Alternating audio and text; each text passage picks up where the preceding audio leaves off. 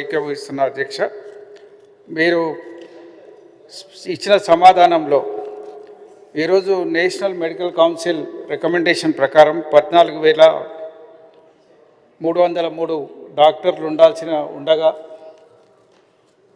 మీరు రిక్రూట్మెంట్ చేసిన తర్వాత కూడా ఇంకా 3,215 మంది డాక్టర్ పోస్టులు ఖాళీగా ఉండే అవకాశం ఉంది సార్.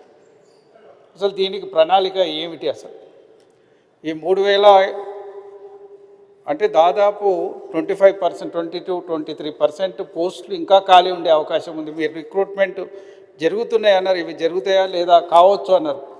ఇట్ ఈస్ ఎక్స్పెక్టెడ్, అవుతాయా కావా? రెండోది ఏమిటంటే ప్రాథమిక ఆరోగ్య కేంద్రంలో వైద్యులు 315 ఖాళీ ఉంటే దానికి 0 పెట్టినారు రిక్రూట్మెంట్లో. దాన్ని నింపదలుచుకోలేదా? అసలు నింపుతారా? నింపకపోతే what is the government policy? ఇటువంటి హాస్పిటల్స్ని మీరు ఎంకరేజ్ చేయదలుచుకున్నారా లేదా? చేయకపోతే వాటికి కారణాలు ఏందో కూడా దయచేసి చెప్పాల్సిన అవసరం ఉంది. రెండోది ఏంటంటే సార్, ఈ నర్సులు, పారామెడికల్ సిబ్బంది వాస్తవంగా వీళ్ళు చాలామంది అందుబాటులో ఉన్నారు. ఇవాళ ఉద్యోగ అవకాశాలు లేకుండా అనేక మంది ఉన్నారు. మీరు చేయాల్సిన కార్యక్రమం ఏంటంటే అయినా ఎగ్జామ్స్ నుంచి వెయిటింగ్ లిస్ట్ నుంచి అన్నా తీసుకొని నింపొచ్చు, లేదా కొత్తగా మళ్ళీ ఎగ్జామ్ పిట్ అయినా నింపొచ్చు పారామెడికల్ సిబ్బంది. దీంట్లో వేకెన్సీస్ పెట్టుకోవాల్సిన అవసరం లేదు.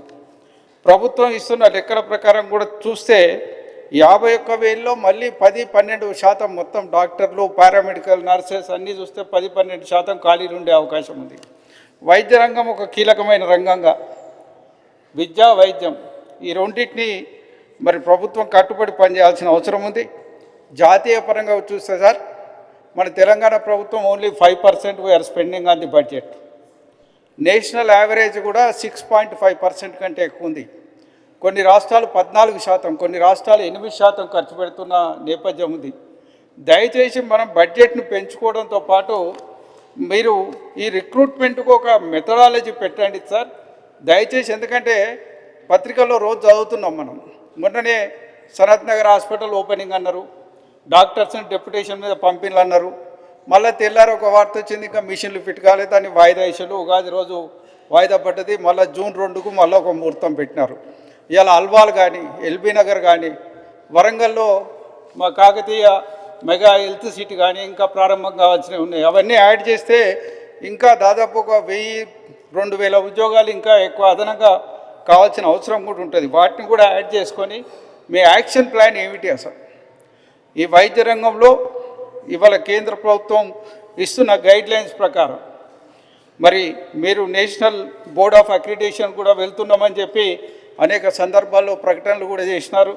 అన్నిటికీ ఒక ప్రామాణికమైన విషయాన్ని నిర్దేశించడానికి ప్రభుత్వం ఇచ్చే అన్ని గైడ్లైన్స్ని, నేషనల్ బోర్డ్ ఆఫ్ అక్రిడిటేషన్ ఇచ్చే అన్ని గైడ్లైన్స్ని కూడా పాటిస్తామని చెప్తున్నారు. కాబట్టి వీటిని చేయండి. జనరల్గా జరుగుతున్నది ఏమిటంటే ఒక మెడికల్ కాలేజ్ ఇన్స్పెక్షన్ వస్తున్నప్పుడు ఇంకో మెడికల్ కాలేజ్ నుంచి డెప్యుటేషన్ ఇస్తున్నారు, రిక్రూట్మెంట్స్ లేవు.